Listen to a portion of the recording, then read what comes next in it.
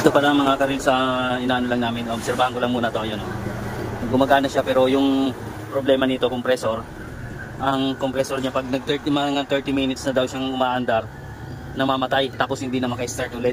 So matagal bago mag-start, siguro mga 2 hours o 3 hours. So ang findings ko dito, compressor. Pero obserbahan ko muna siya kasi yung compressor niya, yan, kakasaksak lang nito, kaka-start lang. Pero yung init ng compressor niya hindi normal. Sobrang init siya. Kaya pagka sobrang init na siya talaga, mga 30 minutes pa lang daw mamamatay na. Bumibitaw yung thermal protector nun sa loob ng compressor, kaya di na siya maka-start. So obserbahan ko lang muna. Tsaka ito yung push button niya, may problema din. So ito guys, sinubukan ko muna kasi namatay na siya. Sinubukan ko muna palitan muna ng capacitor. So ayun, gumana naman siya. Tapos yung amperahe niya hindi akma dun sa 4.2, masyadong mataas. So subukan ko namang bawasan ng ng preon ng load niya, kasi yung sundin ko lang yung saktong dito para lang may survive tong kahit paano makasurvive tong compressor. Subukan kong i-try yung bawasan yung preon niya muna. So ito,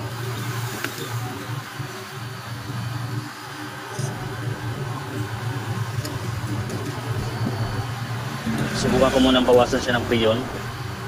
I-ano ko lang doon sa 3.3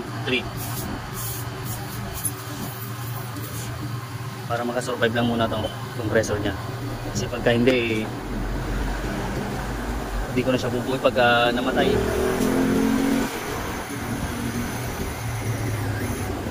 Yan, nagbabawas na yan. Tapos ako na lang siya i-pinch up ulit pagka okay na.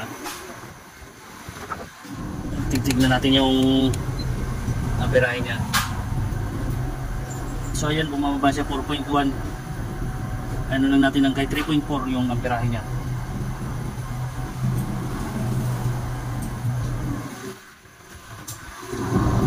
Para lang masurvive tong niya, compressor niya, kasi sobrang init na siya. Ayun o. Ito, galing mo. Nagalalis mo na yan. So ayan guys, nag 3.4 na lang siya, 3.3. Kaso magiging problema nito dahil sa binawasan ng freon, so mag-yellow naman yung system niya dahil kulang na nga siya. So ayan, naka-pinch off na yan, ihinang na lang yan.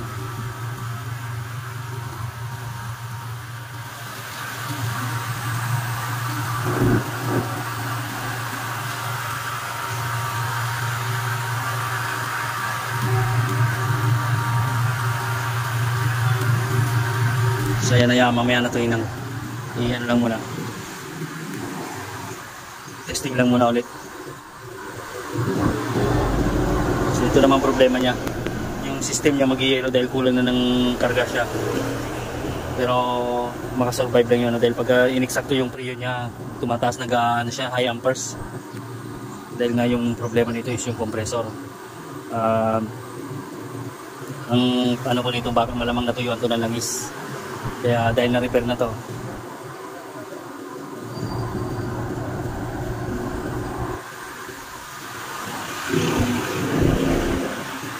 So ito guys, wala na talaga to dahil yung fan motor niya huminto din. Ayan pati yung fan motor niya may problema. May problema na yung winding niya. Sobrang init na din. Ayan sobra. Hindi mahawakan, kaya namamatay yung nauna yung fan motor. So mapapalaki yung gastos ng may-ari. Hindi na lang siguro ito bubuhin. Bibili na lang siya ng bago.